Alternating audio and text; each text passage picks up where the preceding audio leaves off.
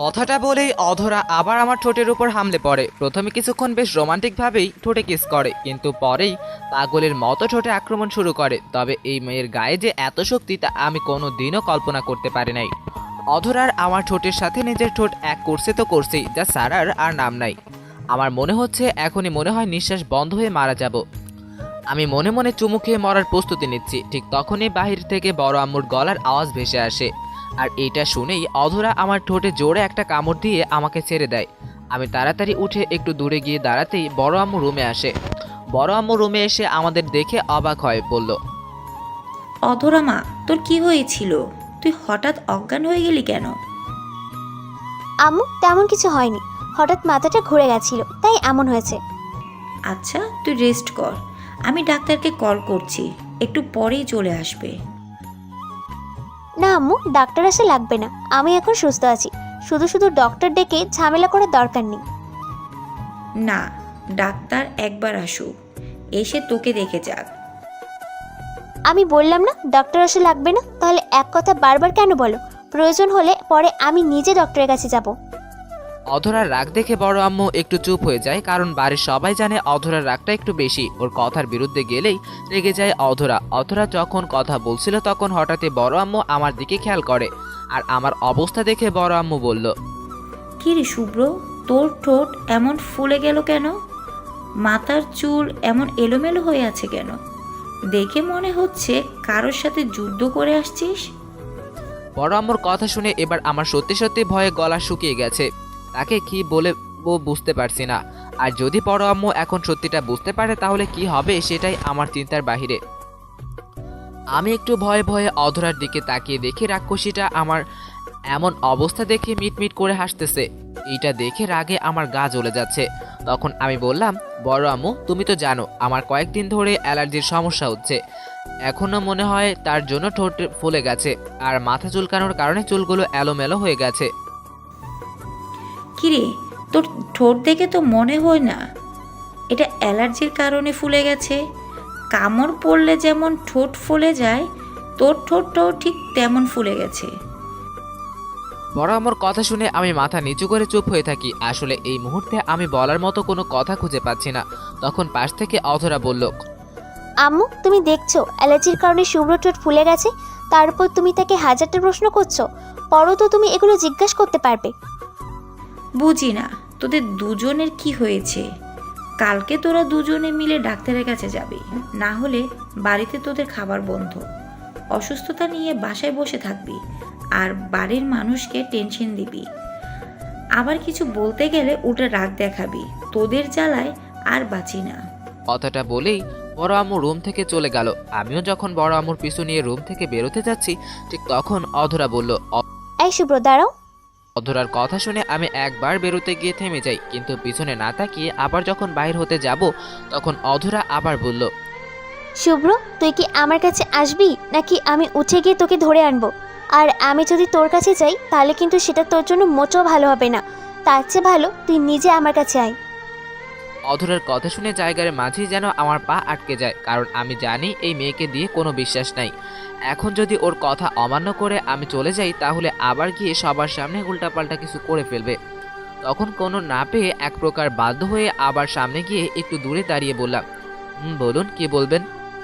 এত দূরে দাঁড়িয়ে আছো কেন? আমার সামনে এসে বসো। না, আমি এখানেই ঠিক আছি, বলুন কি বলবেন।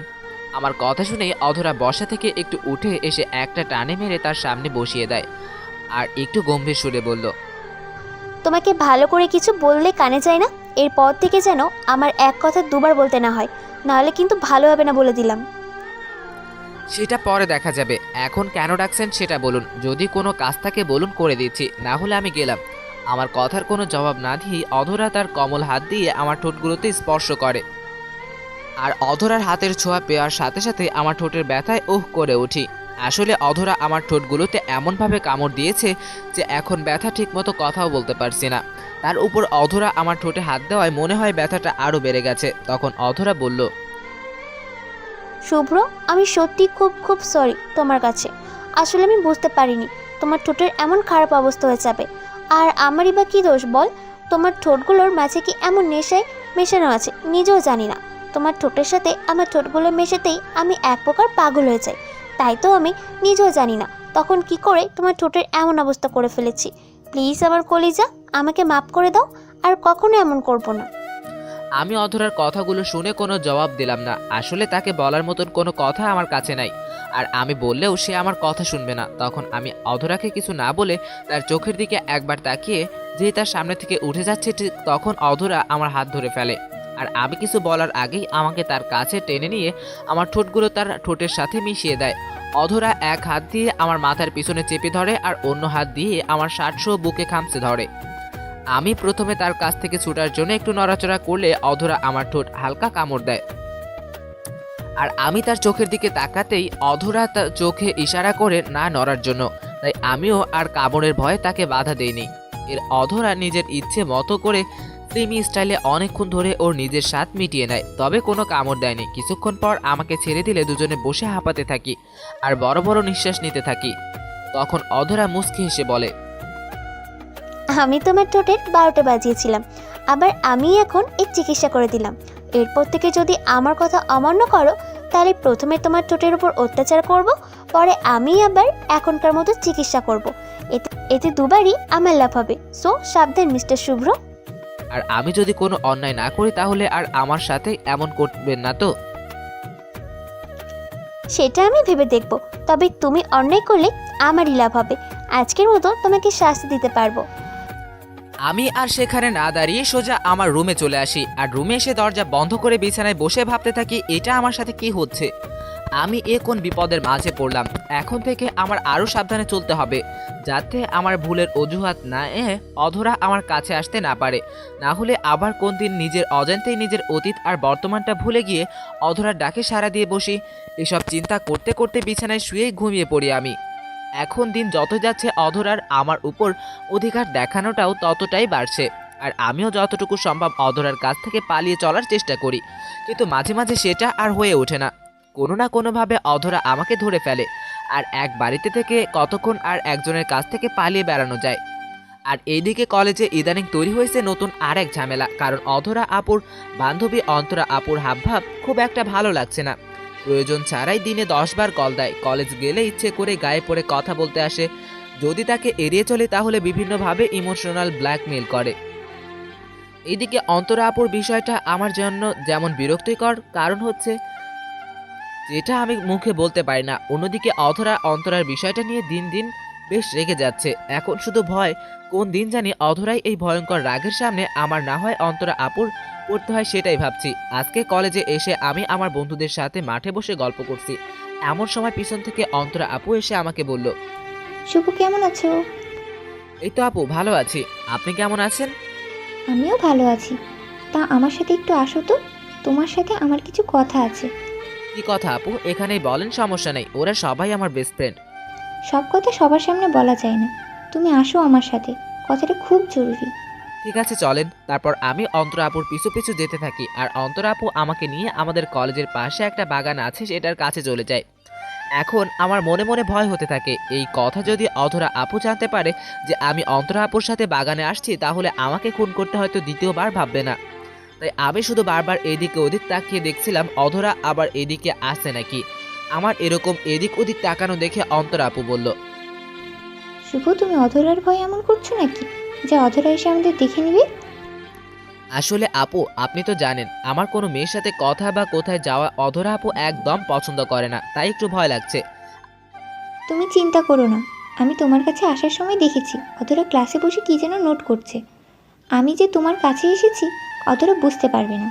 আচ্ছা আপু, আপনি কি বলবেন তাড়াতাড়ি বলেন, একটু পর আমার আবার ক্লাস শুরু হবে। শুভ, আমি যে সবসময় তোমার আশেপাশে থাকি সেটা কি তুমি বোঝো? আপনার কথাটা ঠিক বুঝলাম না, যা বলার বুঝিয়ে বলেন। শুভ, তোমাকে যেদিন প্রথম দেখি সেদিন থেকেই তোমাকে আমার ভালো লাগে। তারপর অধরার আমার বান্ধবী হওয়ায় তোমার সাথে প্রায় টুকটাক কথা হতো। তখন তোমার কথা বলা, মায়াবী চোখে চাওয়া, সব কিছুই যেন আমার রাতের ঘুম কেড়ে নিছে। সত্যি কথা বলতে তোমাকে নিয়ে আমার ভাবতে ভালো লাগে, তোমার সাথে কথা বলতে ভালো লাগে। তার জন্য ইচ্ছে করেই তোমাকে বারবার কল দিই। শুভ, আমি তোমার পাশে সবসময় থাকতে চাই, আমাকে কি সেই সুযোগটা দেবে? অন্তরা আপুর কথা শুনেই বুঝতে পারলাম উনি আসলে কি বলতে চাইছে। তবুও বুঝেও না বুঝার মতো করে বললাম, আপু আপনি কি বলতে চাইছেন সরাসরি বলেন, আপনার এরকম রহস্যময় কথা আমি বুঝতে পারছি না।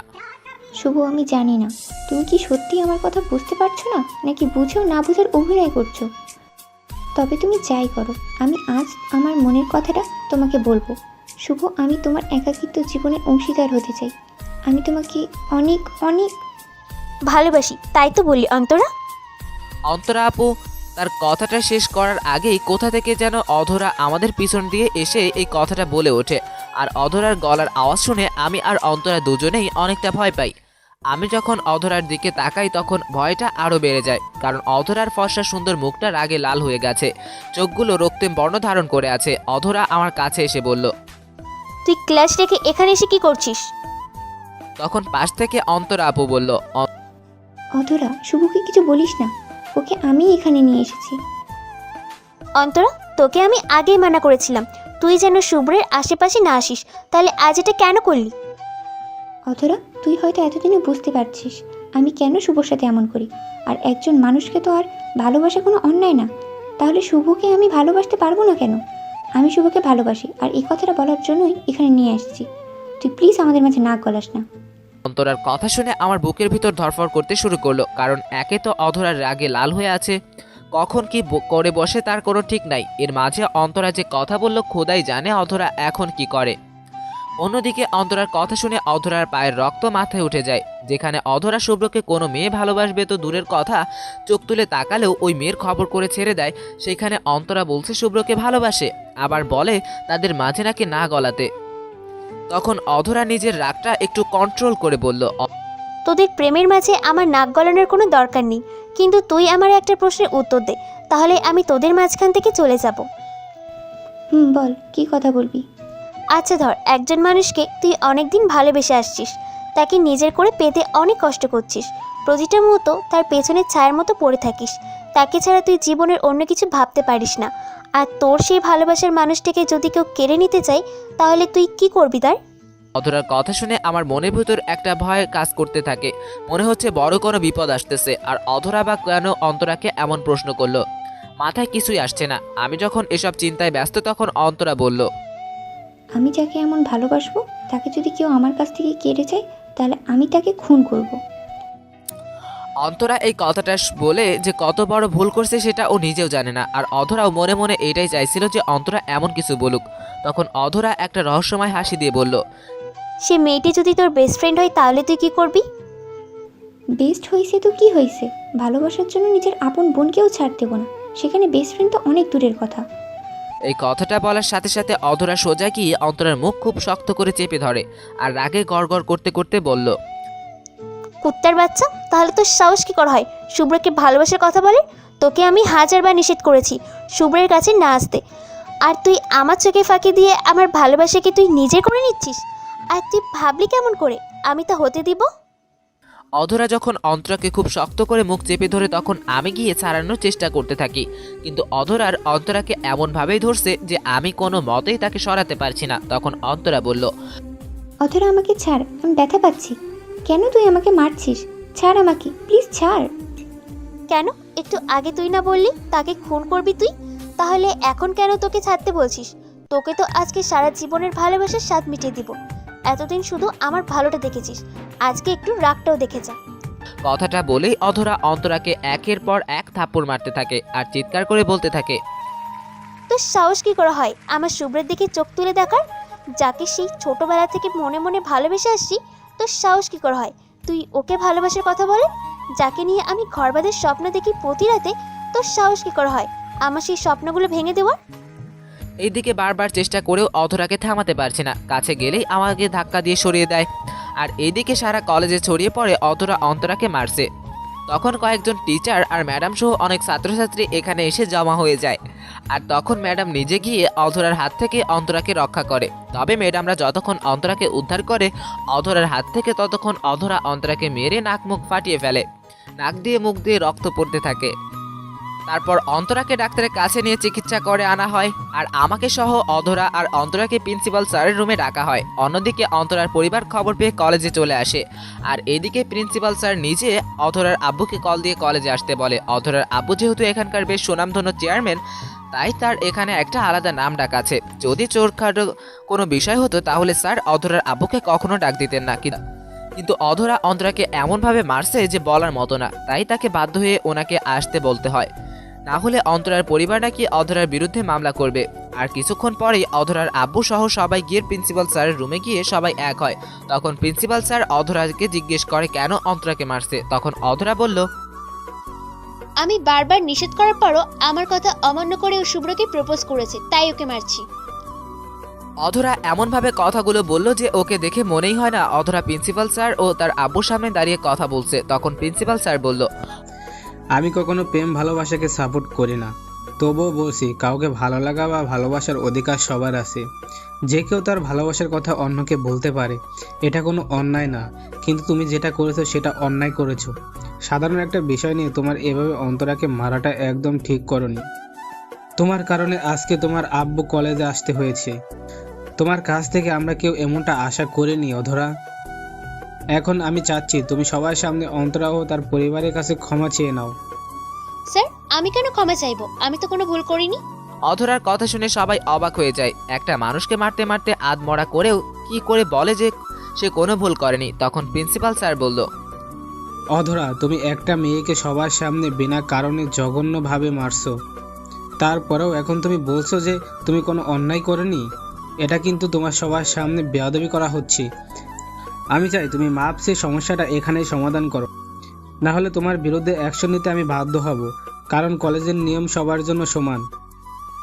স্যার, আপনি বললেন না সবার ভালোবাসার অধিকার আছে, তাহলে সবার যদি ভালোবাসার অধিকার থাকে তাহলে সবার তার ভালোবাসাকে রক্ষা করার অধিকার আছে, আর আমি সেটাই করছি।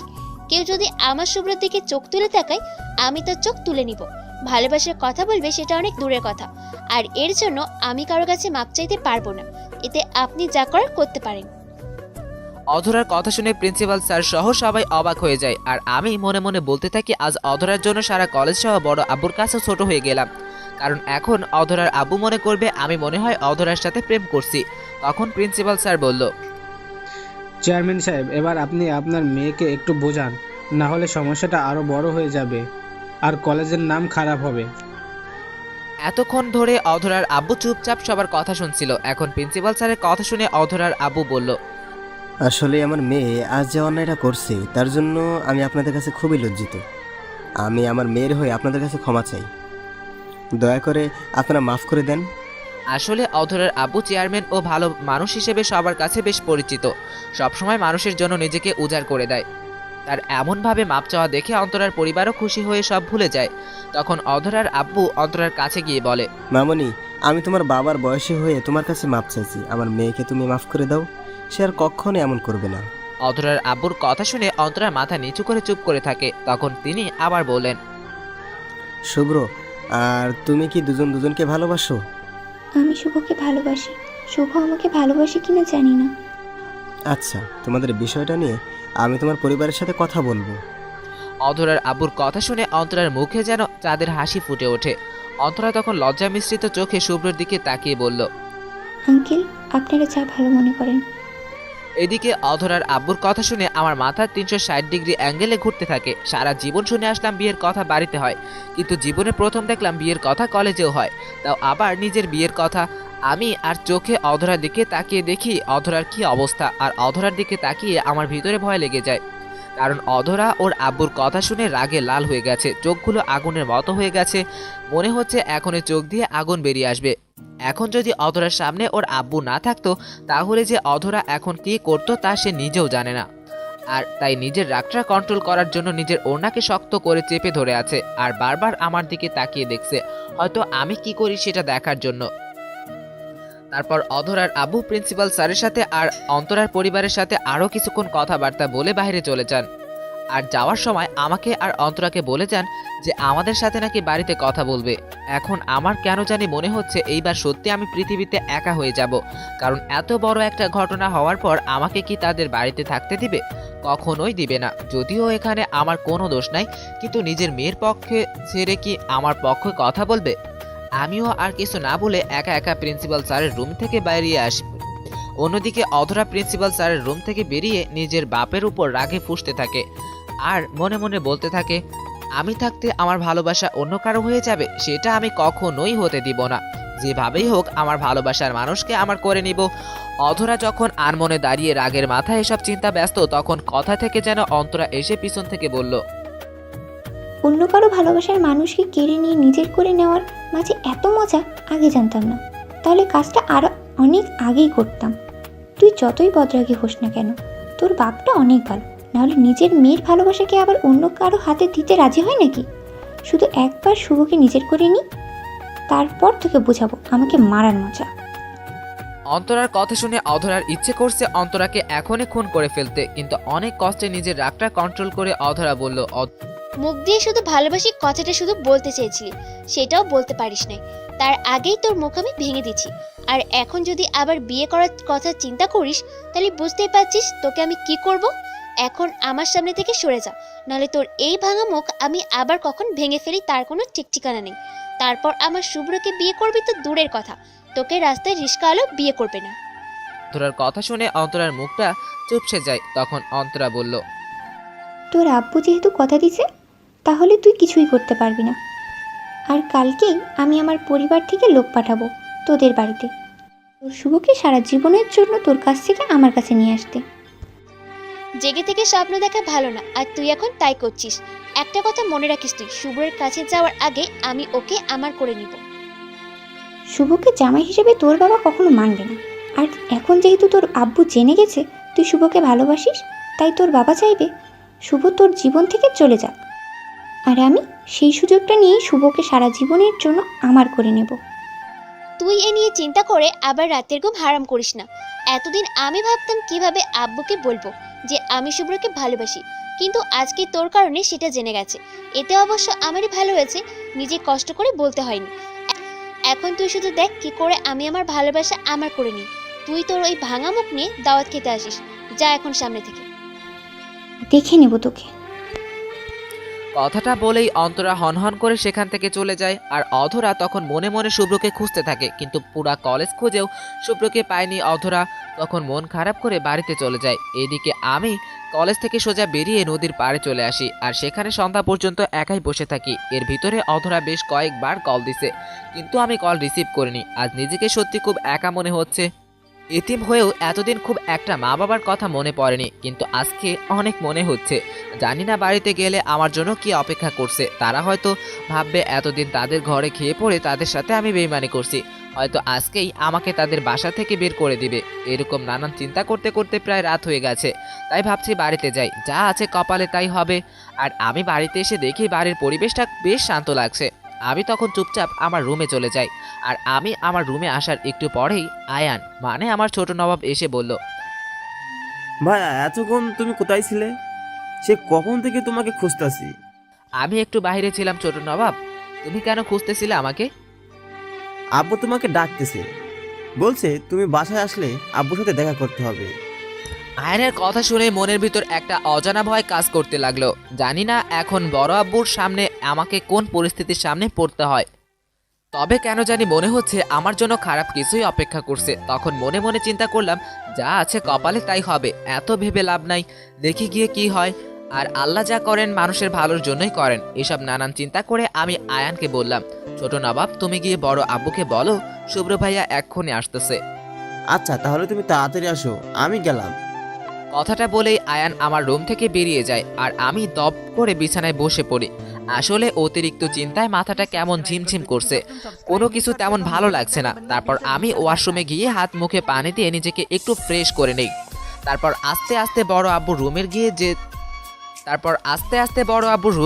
গিয়ে যেতে থাকি। আমি যতই বড় আব্বুর রুমের দিকে অগ্রসর হতে থাকি, আমার বুকের ভিতর ততই ধরফর করতে থাকে। তারপর নিজেকে সামলে নিয়ে বড় আব্বুর রুমে প্রবেশ করি আমি। সেখানে গিয়ে দেখি বড় আব্বু ও বড় আম্মু তারা দুজন একসাথে খাটের উপর বসে আছে। তখন আমি তাদের সামনে যেতেই বড় আব্বু বলল, শুভ্র, কলেজ থেকে গিয়ে সারাদিন কোথায় ছিলি? বড় আব্বু কোথাও যায়নি, এই তো নদীর পাড়েই বসেছিলাম। আমার কথা শুনে বড় আব্বু কিছুক্ষণ চুপ করে থাকে। কারো মুখে কোনো কথা নাই। এর মাঝে অধরাও আমাদের মাঝে এসে যোগ দেয়। তখন বড় আব্বু বলল, শুভ্র, ছোটবেলা থেকে তোকে নিজের চোখের সামনে বড় হতে দেখেছি। তোর বাবা মা মারা যাওয়ার পর তোকে আমরা আমার কাছেই রেখে দেই। হতে পারিস তুই আমাদের বাড়ির চাকরের ছেলে, কিন্তু তোকে আমরা সবসময় নিজের সন্তানের মতো মানুষ করছি। কোনো কিছুর অভাব তোকে আমরা বুঝতে দিইনি। আর এতদিন তুই আমাদের সেই কাজের সঠিক মূল্য দিছিস। কখনো এমন কাজ করিস নাই যেটার জন্য আমাদের বাড়ি কোনো বদনাম হয়। আশা করি এখনও তোকে আমি যা জিজ্ঞাসা করব তুই তার সঠিক উত্তর দিবি, কোনো প্রকার মিথ্যার আশ্রয় নিবি না। আব্বুর কথা শুনেই আমার চোখের কোণে নোনা পানি জমে যায়। আসলে তো বাবা মা মারা যাওয়ার পর তারা আমাকে যেভাবে মানুষ করছে সেটা হয়তো আমার নিজের বাবা মাও করতে পারতো না। আজকাল গৃহকর্মীর উপর মানুষ অমানবিক নির্যাতন করে, সেখানে তারা মানবতার দ্বার খুলে দিছে, আমাকে আপন করে নিছে নিজের সন্তানের মতো। তখন আমি বললাম, বড় আব্বু বলেন, আপনি কি জানতে চান? আমি সত্যিটাই বলবো। তোর কি অধরার সাথে কোনো সম্পর্ক আছে? মানে তোরা একে অপরকে কি ভালোবাসিস? বড় আব্বুর কথা শুনে আমি কিছুক্ষণ চুপ থাকি। তারপর আমি একবার অধরার দিকে তাকাই। তখন দেখি অধরা আমার দিকে চাতক পাখির মতো তাকিয়ে আছে, আমি কি বলি সেটা শোনার জন্য। তবে অধরার চোখ বুঝতে পারছি অধরা চাইছে আমি যেন এটাই, যে আমি অধরাকে ভালোবাসি। তখন আমি বললাম, না বড় আব্বু, অধরা আপুর সাথে আমার কোনো সম্পর্ক নাই। আমি ছোটবেলা থেকে তাকে যেমনটা ভেবে আসছি আজও ঠিক তাই ভাবি, এতে উনি আমাকে নিয়ে যাই ভাবুক না কেন। এদিকে শুভ্রের কথাটা শুনে অধরার মনে অনেকটা আঘাত লাগে, কারণ যাকে পাওয়ার জন্য সবার সাথে একাই এত লড়ছে, সেই যদি তাকে ভালো না বাসে আর সবার সামনে না করে দেয় তখন খারাপ লাগাটাই স্বাভাবিক। কিন্তু অধরাও এত সহজে হেরে যাওয়ার মেয়ে না। তাই শুভ্রের কথা শুনে যতটা কষ্ট পাইছে তার চেয়ে বেশি রাগ হচ্ছে। এখন ইচ্ছে করছে সবার সামনে গিয়ে এক ঘুষিতে নাকটা ফাটিয়ে দিতে, কিন্তু অনেক কষ্টে নিজের রাগটা কন্ট্রোল করছে অধরা। তখন বড় আব্বু বলল, তার মানে কি তুই অন্তরাকে পছন্দ করিস? না বড় আব্বু, অন্তরের সাথে আমার কোনো সম্পর্ক নাই। আর আজ যেটা হয়েছে তার জন্য আমি আপনার কাছে ক্ষমা চাচ্ছি, যদিও এটার মাঝে আমার কোনো দোষ নাই। আমি অন্তরাকে কথা দিছি, তুমি যদি রাজি থাকো তাহলে আমি অন্তরার পরিবারের সাথে কথা বলবো। এখন তোমার কি মতামত? বড় আব্বুর কথা শুনে অধরা আমার দিকে চোখ বড় বড় করে তাকিয়ে আছে, হয়তো আমি কি বলি সেটা জানার জন্য। তখন আমি বললাম, অন্তরাকে আমি ভালোবাসি না এটা সত্যি কথা, তবে আপনি যদি বলেন তাকে বিয়ে করতে তাহলে আমি রাজি আছি, কারণ আপনাদের জন্য আমি সব করতে পারি। আর এইটা তো সামান্য একটা বিয়ে মাত্র। আমি কথাটা বলার সাথে সাথেই আমার গালে ঠাস করে 2টা থাপ্পড় বসিয়ে দেয় অধরা, আর আমার শার্টের কলার ধরে চিৎকার করে বলতে থাকে, ওই কুত্তা, তোর সাহস কি করা হয় অন্য মেয়েকে বিয়ে করার কথা বলার? তুই জানিস না আমি তোকে ভালোবাসি, তাহলে তুই কোন সাহসে ওই অন্তরাকে বিয়ে করার কথা বলিস? কিন্তু আমি আপনাকে ভালোবাসি না। আপনার একজনের ভালোবাসা পাওয়ার জন্য আমি আপনার পুরো পরিবারের সাথে বিশ্বাসঘাতকতা করতে পারবো না, আর তাই আপনার আব্বু যা বলবে আমি তাই করতে রাজি। অধরার এমন রাগ আর কথা বলা দেখে অধরার আব্বু আম্মু চুপ করে বসে দেখতে থাকে কি হয়। তখন অধরা আবার বলল, আমি এত কিছু জানি না। শুভ্রকে আমি সেই ছোটবেলা থেকে পছন্দ করি, ওর জন্য কলেজে নিজের নামে বদনাম করেছি। সবাই আমাকে আড়ালে গুন্ডি বলে ডাকে, বদরাকি বলে ডাকে, শুধু ওর জন্য, কারণ শুধু ওকে নিজের করে পেতে সবার সাথে বাজে ব্যবহার করছি। আর আজ যদি কেউ আমার সেই ভালোবাসা অন্যকে দিয়ে আসতে চাই তাহলে ভালো হবে না বলে দিলাম। যদি আমার ভালোবাসা কারো মেনে নিতে কষ্ট হয় তাহলে আমি আমার ভালোবাসাকে সাথে নিয়ে এখান থেকে দূরে কোথাও চলে যাব, তবু আমি শুভ্রকে হারাতে পারবো না। আর তুই কান খুলে শুনে রাখ শুভ্র, তুই আমাকে ভালোবাসবি কি না বাসবি সেটা তোর ব্যাপার, কিন্তু আমি তোকে ভালোবাসি, আর তুই না চাইলেও সারা জীবন আমার সাথেই থাকতে হবে। আর এর মাঝে যদি কেউ বাধা হয়ে দাঁড়ায় তাহলে তাকে আগে নিজের হাতে খুন করব, তারপর নিজেকে শেষ করে দিব, তবুও তোকে অন্য কারো হতে দিব না। এখন যে যা করতে পারে করে নিক। তারপর কথাটা শেষ করেই অধরার কাউকে কিছু বলার সুযোগ না দিয়েই আমার শার্টের ধরে টানতে টানতে নিজের রুমের দিকে নিতেছে আর আমাকে বলতেছে, কি ভাবছিস আব্বুর সামনে যা খুশি তাই বলবি, আর আমি আব্বুর ভয়ে কিছু বলবো না? আয় আমার সাথে, খুব বিয়ে করার শখ তোর তাই না? আজ তোর বিয়ের শখ আমি মিটিয়ে দিব। অধরা আমাকে কলার ধরে টেনে রুমে নিয়ে যাচ্ছে, আর আমি মনে মনে চিন্তা করছি বড় আব্বু কেমন মানুষ, তার এই গুন্ডি রাক্ষসী মেয়েটা তার সামনে চিৎকার করে কতগুলো কথা বলছে, অথচ তিনি মুখে কলম এঁটে বসে আছেন, একটা কথাও বলেননি। মাঝখান থেকে আমি তার এই বাঘিনী মেয়ের শিকার হয়ে গেলাম। জানি না আজকে প্রাণে বেঁচে ফিরি কিনা। যদি বেঁচে ফিরি তাহলে আপনাদের মিষ্টি খাওয়াবো পাঠকরা। আপনারা হয়তো ভাবছেন অধরার আব্বু আম্মু অধরার এমন ব্যবহারে তারা কোনো রিয়াক্ট কেন করলো না, তাহলে চলুন জেনে আসি ভিতরের কাহিনী। অধরা শুভ্রকে নিয়ে রুম থেকে বেরিয়ে আসার পরে অধরার আব্বু আম্মু হাসতে হাসতে গড়াগড়ি খেতে থাকে।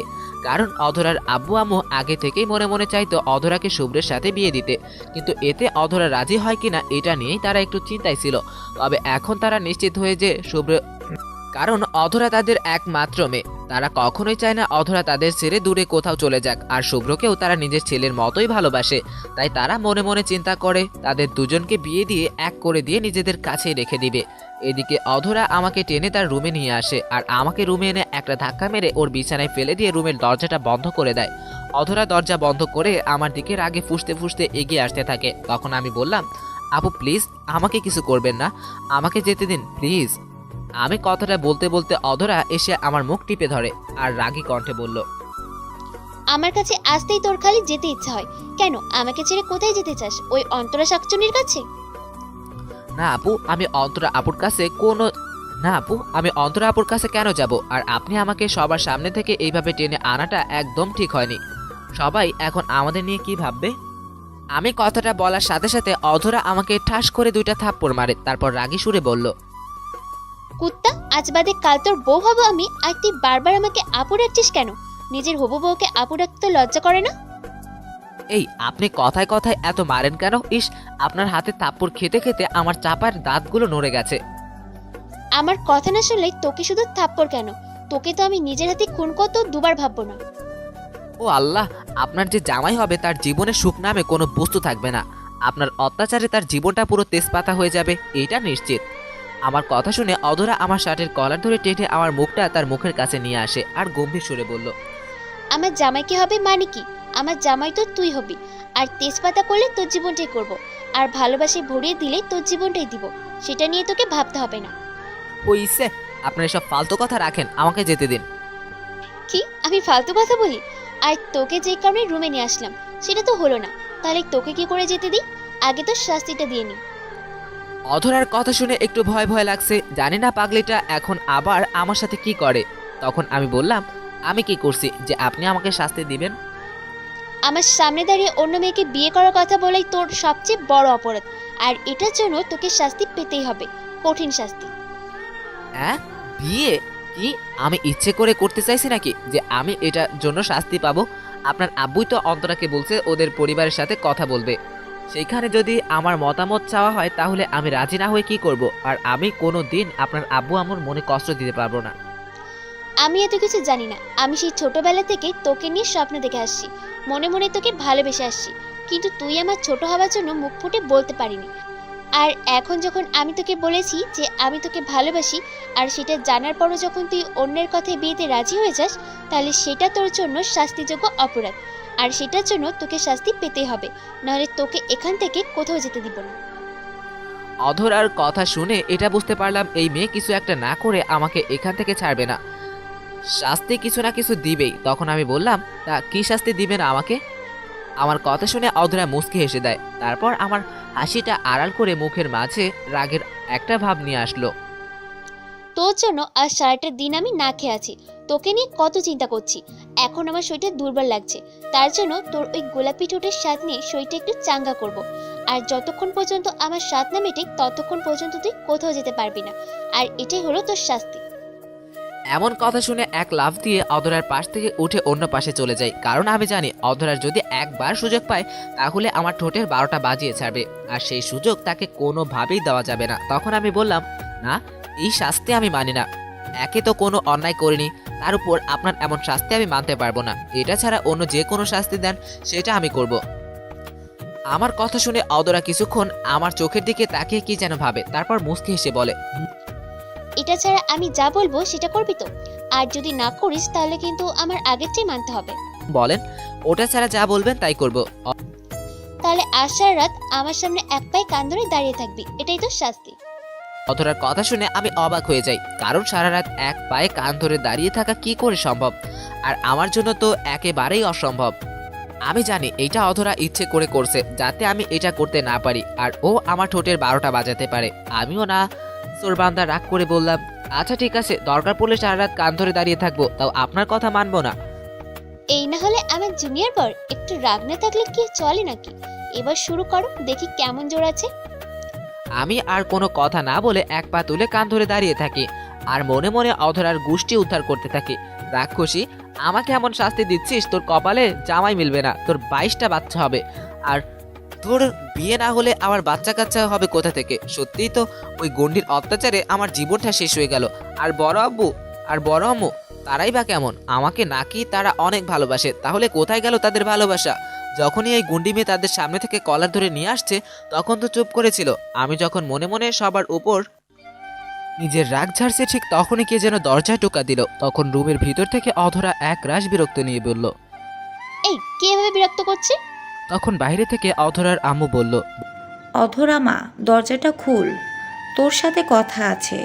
তোমাদের সাথে আমার কোনো কথা নেই, তোমরা কেউ আমার সুখ চাও না, আমি তোমাদের সাথে কথা বলতে চাই না, চলে যাও আমার রুমের সামনে থেকে। আরে একবার দরজাটা খুলবি তো? আমরা কি বলিস আগে সেটা শোন, পরে না হয় আমাদের সাথে রাগ করে থাকবি।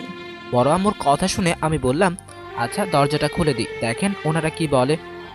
তুমি একদম কান ছাড়বে না বাবু, যেভাবেই আছো ঠিক সেভাবেই থাকো, না হলে পরে কি হবে বুঝতেই পারছো। আমি কি দরজা খুলে দিচ্ছি। অধরার কথা শুনে আমি মাথা নিচু করে কান ধরে দাঁড়িয়ে থাকি, আর অধরা গিয়ে রুমের দরজা খুলে দেয়। আর অধরা দরজা খোলার সাথে সাথে বড় আম্মু, বড় আব্বু আর আয়ান রুমে আসে। আর তারা সবাই রুমে এসে আমাকে এই অবস্থায় দেখে মিটমিট করে হাসতে থাকে। তখন বড় আব্বু বলল, শুভ্র, কান ছেড়ে সোজা হয়ে দাঁড়া। না, যদি কারো কথা শুনে কান ছেড়ে দিস তাহলে তোর খবর আছে শুভ্র। কেউ যেমন আমাদের ভালোবাসা মানতে পারছে না, তাহলে আমাদের মাঝে যেন না আসে। অধরার কথা শুনে অধরার আব্বু আম্মু দুজনেই মুচকি হাসে। তখন অধরার আম্মু মিষ্টি হেসে বলল, নিজের হবু জামাইকে কান ধরিয়ে রাখতে তোর লজ্জা করছে না? জামাইকে সম্মান আর ভালোবাসতে শিখ। বড় আম্মুর কথা শুনে অধরা যেন নিজের কানকে বিশ্বাস করতে পারছে, কারণ তার আব্বু আম্মু এত সহজে বিষয়টা মেনে নেবে সে কখনো কল্পনাও করতে পারেনি। আর এইদিকে আমার অবস্থা যায়, কারণ এই গুন্ডি যদি আমার বউ হয় তাহলে আমি নিশ্চিত ওর হাতেই আমার মৃত্যু অনিবার্য। তখন অধরা বলল, আম্মু, তোমরা শুভ্রকে মেনে নিচ্ছ আমার জন্য? মেনে নিব কি আবার? আমার তো অনেক আগে থেকেই শুভ্রকে তোর জন্য মনে মনে ঠিক করে রেখেছিলাম, কিন্তু তুই এতে রাজি কিনা সেটাই চিন্তা ছিল। অধরা ওর আম্মুর কথা শুনে খুশিতে ওর মা বাবাকে জড়িয়ে ধরে কান্না করে দেয়। তাকে দেখে মনে হচ্ছে আজ সে পৃথিবীর সবচেয়ে সুখী মেয়ে। কিন্তু এইদিকে আমার মনে হচ্ছে এতদিন বাঁচার যতটুকু আশা ছিল সব এক মুহূর্তে শেষ হয়ে গেল। মনে মনে চিন্তা করছি এই গুন্ডিকে বিয়ে করা আর নিজের ইচ্ছায় গলায় দড়ি দেওয়া সমান কথা, তবে মরবো যেহেতু বাঁচার জন্য না হয় আন্দোলন করেই মরি। তখন আমি বললাম, বড় আব্বু, বড় আম্মু, আমি তোমাদের কথায় মরতে রাজি আছি, কিন্তু তোমাদের এই গুন্ডি মেয়েকে বিয়ে করতে পারবো না। আমি কথাটা বলেই একবার সবার দিকে তাকাই, তখন দেখি আমার কথা শুনে অধরার মা বাবা মিটমিট করে হাসতেছে, আর অধরা আমার দিকে অগ্নি দৃষ্টিতে তাকিয়ে আছে। তখনই অধরা বলল, ওই শুভ্র, কি বললি তুই? আরেকবার বলতে শুনি। দেখুন আপু, কথায় কথায় এত ভয় দেখাবেন না। আর আমি আপনার ছোট হয়ে কি করে আপনাকে বিয়ে করি? তার থেকে বড় কথা আমার সাথে আপনার যায় না। আপনি আমার চাইতে অনেক ভালো কাউকে ডিজার্ভ করেন। আমার কথা শুনে অধরা কতক্ষণ চুপ করে তাকিয়ে থেকে কি যেন ভাবে। তারপর অধরা ওর আব্বুকে উদ্দেশ্য করে বলে, আচ্ছা, শুভ্র যদি আমাকে বিয়ে করতে রাজি হয় তাহলে কবে আমাদের বিয়ে হবে?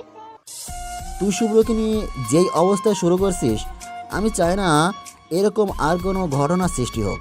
তাই শুভ্র যদি রাজি থাকে তাহলে কালকেই একদম ঘরোয়াভাবে তোদের বিয়েটা করিয়ে দেবো। পরে যখন শুভ্র লেখাপড়া শেষ করে নিজের প্রতিষ্ঠিত হবে তখন না হয় বড় করে একটা অনুষ্ঠান করে সবাইকে তোদের বিয়েটা জানিয়ে দেবো। এখন সব নির্ভর করছে শুভ্রের মতামতের উপর। আমরা শুভ্রকে নিজের সন্তানের মতো আদর করে বড় করেছি বলে তার উপর কোনো সিদ্ধান্ত চাপিয়ে দিব না। শুভ্রের যে কোনো সিদ্ধান্ত আমরা মেনে নিব।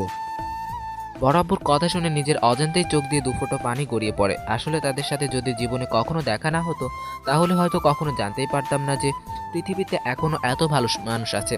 সত্যি আল্লাহ যা করেন মানুষের মঙ্গলের জন্যই করেন, না হলে আমার মতো একটা এতিম ছেলে না চাইতেও আল্লাহ এত কিছু দিয়েছে। হয়তো যাদের মা বাবা আছে তারাও এত কিছু পায় নাই। আমি হয়তো মা বাবার আদর পাইনি, কিন্তু তারা আমাকে এত আদর ভালোবাসা দিয়েছে যা নিজের মা বাবার ভালোবাসার কথা খুব একটা মনে পড়ে না।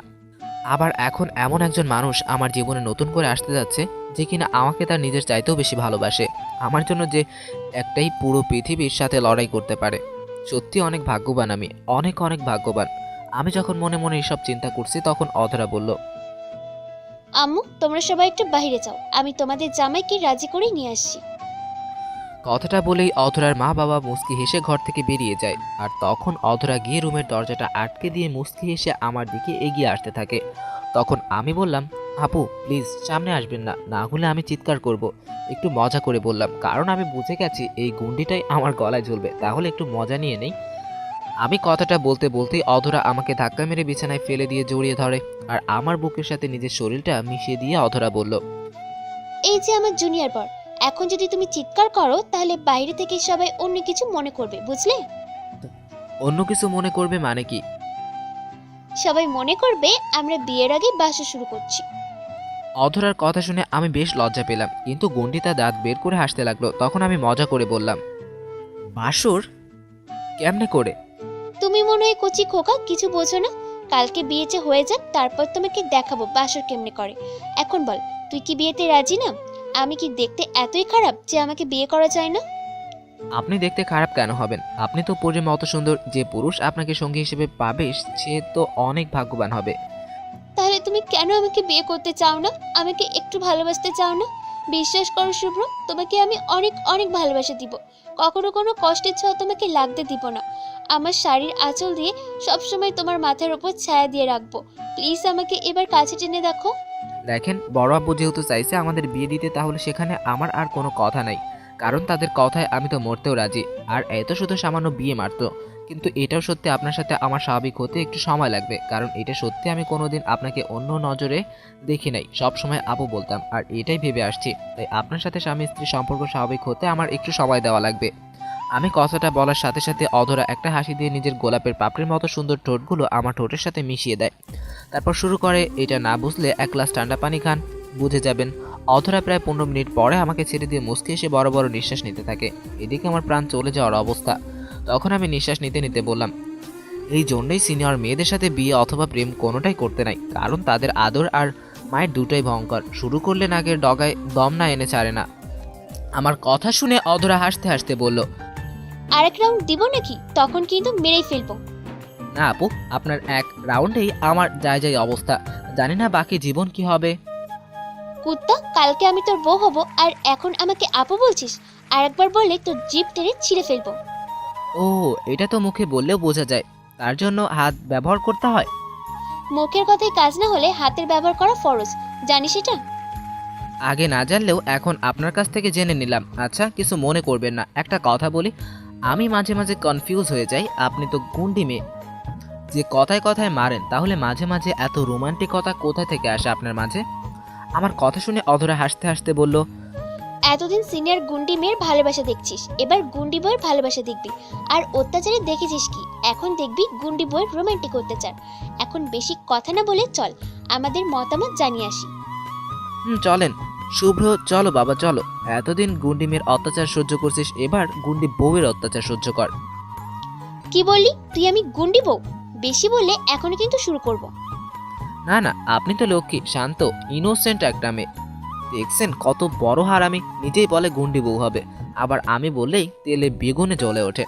তারপর আমি আর অধরা মিলে অধরার আব্বু আম্মুর রুমে যাই। সেখানে গিয়ে আমাকে দাঁড় করিয়ে অধরা সবকিছু গড়গড় করে বলতে থাকে। জীবনে প্রথম দেখলাম কোনো মেয়ে নিজের বিয়ের কথা নিজেই আলোচনা করতে, আমাকে আগে থেকে কড়াভাবে হুঁশিয়ারি করে। তারপর আমি আর অধরা মিলে অধরার আব্বু আম্মুর রুমে যাই। সেখানে গিয়ে আমাকে দাঁড় করিয়ে অধরা সবকিছু গড়গড় করে বলতে থাকে। জীবনে প্রথম দেখলাম কোনো মেয়ে নিজের বিয়ের কথা নিজেই আলোচনা করতে, আমাকে আগে থেকেই কড়াভাবে হুঁশিয়ারি করা হয়েছে যে সব কথা শুধু হ্যাঁ হ্যাঁ করতে হবে, একদম না শব্দ উচ্চারণ করা যাবে না। তাই আমি খাম্বার মতো দাঁড়িয়ে কথায় কথায় শুধু মাথা নাড়িয়ে হুম করি। মানুষ বলে বিয়ের পর ছেলেরা পরাধীন হয়ে যায়, কিন্তু আমি তো শালার বিয়ের আগেই পরাধীন হয়ে গেলাম। চোখের সামনে ভাসতেছে আমার অন্ধকার জীবন। তারপর পরিবারের সবাই মিলে সিদ্ধান্ত নেয় কালকে একদম ঘরোয়া পরিবেশে বিয়েটা হবে। আমিও কোনো কথা না বলে শুধু হ্যাঁ বলে দেই। তারপর সেখান থেকে কথা বলা শেষ করে নিজের রুমে চলে আসি। আমি রুমে শুয়ে সে কালকে কি হবে সেটা নিয়ে ভাবছিলাম। আসলে আমার জীবনে আজ অবধি যা কিছু হয়েছে সব কিছুই হঠাৎ করে হয়েছে, কোনো কিছু প্ল্যানিং করে হয় না। তবে আল্লাহর উপর এতটুকু বিশ্বাস আছে, তিনি যা করবেন অবশ্যই আমার ভালোর জন্যই করবেন।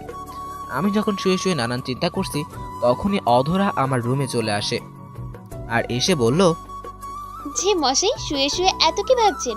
আজকে রাতটা কষ্ট করে এখানে কাটিয়ে দেন, কালকে থেকে দুজনের রুম একটাই হবে। কিছু ভাবছি না, আপনি এখন যান, আমি ঘুমোবো। ঘুমাও, আমিও গিয়ে ঘুমাই, কালকে আবার রাত জাগতে হবে। জানতো খালি ফাইজলামি করেন। আমার কথা শুনে অধরা হাসতে হাসতে রুম থেকে বেরিয়ে গেছে, আর আমিও সব চিন্তা বাদ দিয়ে ঘুমিয়ে পড়ি। পরের দিন সকালে আমি একটু দেরি করে ঘুম থেকে উঠি, আর ঘুম থেকে উঠে দেখি বাড়ির পরিবেশটা বেশ অন্যরকম লাগছে। অধরার মামার বাড়ি থেকে কয়েকজন মানুষ আসছে, ও চাচা চাচিরা আসছে, সাথে অধরাদের আরও কিছু ঘনিষ্ঠ আত্মীয়রা আসছে। আর সবাই দেখি আমাকে দেখলেই কেমন জানি মুচকি হাসে। আমার জন্য বিষয় একটু অস্বাভাবিক লাগছিল। তবে সব থেকে বড় কথা, ঘুম থেকে উঠে আজকে অধরাকে দেখিনি, আর আমি ইচ্ছে করে তার রুমে যাই নাই দেখা করতে। আর এভাবেই সারাদিন টুকটাক ব্যস্ততার মাঝে দিনটা পার হয়ে রাত নেমে আসে। সারাদিন অধরাকে দেখিনি। সন্ধ্যায় যখন আমাদের বিয়ে পড়ানো হয় তখন দেখি অধরাকে অনেক সুন্দর করে বউ সাজিয়ে আমার পাশে বসানো হয়। আর একটু পরেই কাজী সাহেব বিয়ের সকল নিয়ম মেনে আমাদের বিয়েটা সম্পূর্ণ করে। বিয়ের পরে অধরার বাবা মা আমাকে অনেক বোঝায়। আগে যাদের বড় আব্বু বড় আম্মু ডাকতাম, আজ তারা সত্যি আমার মা বাবা হয়ে গেল। ছোট নবাব হয়ে গেল নিজের ভাই। শুধু অধরা সিনিয়র আপু থেকে সিনিয়র বউ হয়ে গেল। তারপর সবাই মিলে একসাথে খাওয়া দাওয়া করে যে যার রুমে চলে যাই। অধরাকে ওর চাচি বউ সাজিয়ে বাসর ঘরে বসিয়ে আসে, আর আমাকে বলে রুমে যাওয়ার জন্য। তারপর আমি বেশ কিছুক্ষণ পরে আস্তে আস্তে অধরার রুমে প্রবেশ করি। আসলে নিজের কাছে কেমন যেন লাগছিল অধরার রুমে প্রবেশ করতে, তবুও বুকের সাহস নিয়ে ঢুকলাম। আর রুমে গিয়ে দেখি অধরা লম্বা একটা ঘুমটা টেনে খাটের মাঝখানে বসে আছে। আমি রুমে প্রবেশ করতেই সে খাট থেকে নেমে আসে, আমাকে সালাম করে, আবার গিয়ে ঘুমটা টেনে বসে পড়ে। এই মুহূর্তে আসলে আমার কি করা উচিত ঠিক বুঝতেছি না। ইচ্ছে করছে দরজা ভেঙে পালিয়ে যাই, তখন খাটে না বসে চেয়ারের উপর বসে পড়ি। আর এইটা দেখে অধরা বলল, এই তুমি এখানে কেন বসলে? আমার কাছে এসে ঘুমটা তুলে দেখ, কেমন লাগছে আমি। প্লিজ আমাকে মাফ করে, আমি এইসব পারবো না। এই রুমে আমার জানি কেমন কেমন লাগছে, মনে হচ্ছে দম বন্ধ হয়ে আসবে। আপনি বরং শুয়ে পড়ুন, আমি আমার রুমে চলে যাই। আসলে অধরাকে বউ হিসেবে ভাবতে আমার কেমন যেন লাগছিল। আমি যখন এই কথা বলার রুম থেকে বেরিয়ে আসতে যাব, ঠিক তখনই অধরা পিছন থেকে আমার পাঞ্জাবির কলার ধরে টেনে বিছানায় শুইয়ে দেয়, আর নিজে আমার উপর শুয়ে রাগী কণ্ঠে বলে, আজকের রাতটা আমার কাছে অনেক স্পেশাল। তোমাকে নিয়ে অনেক স্বপ্ন দেখেছি আজকের এই রাতটা ঘিরে। আমি আজকে আমার পূর্ণ স্ত্রীর মর্যাদা চাই, কোনো ছাড় দিব না। আর যদি কোনো রকম উল্টোপাল্টা করো তাহলে কিন্তু খবর আছে। আমি কিন্তু একটু সময় চাইছি। তোমার যত সময় দরকার তুমি কালকে সকালে নিও, কিন্তু এখন কোনো সময় দেওয়া যাবে না। এখন আমার দ্বারা কিছু করা সম্ভব না, আমি কিছু করতে পারবো না। আমার দ্বারা সব সম্ভব, আর যা করার আমি করব, তুমি জাস্ট দেখো। তখন দেখলাম অধরা হাতে মোবাইল নিয়ে কাকে যেন কল দিচ্ছে, আর একটু পরে কল রিসিভ হতেই দেখি এইটা তো অন্তরা। অধরা ওকে ভিডিও কল দিছে। তখন অধরা অন্তরাকে বলল, এই দেখ, আমার ভালোবাসা আমি নিজে করে নিচ্ছি। আজকে থেকে শুভ্র আমার স্বামী, আর আমি ওর স্ত্রী। এরপর যদি তোকে ওর আশেপাশে দেখি তাহলে তোকে জানে মেরে ফেলবো। এখন আমরা বাসর করব, কালকে কলেজে আসিস। আজ রাতে শুভ্রের সাথে কি কি করি তোকে সব বলবো। একটা কথা মনে রাখিস, जो चीज मेरी है उसमें किसी का हक तो क्या नजर तक मुझे बर्दाश्त नहीं है। কথাটা বলেই কলটা কেটে দিল। অন্তরাকে কিছু বলার সুযোগ দেই নাই। তখন আমি বললাম, এখন কি করবে? এই যে পাঠক পাঠিকারা অনেক তো পড়েছেন, এবার বাড়ি যান। আমি একটু আপনাদের শুভ্র সাহেবের ক্লাস নিব, পরে এবার দেখা হবে। আর এই বেটা আকাশ, তুই তো অনেক লিখছিস, এবার বন্ধ কর লেখা। বাসরাতের কথা লিখবি নাকি বেটা ফাজিল? তোর গল্প পড়ে কেউ কমেন্ট করে না, তাহলে লিখিস কেন? এখন লেখা বন্ধ কর, আমি বাসর করব।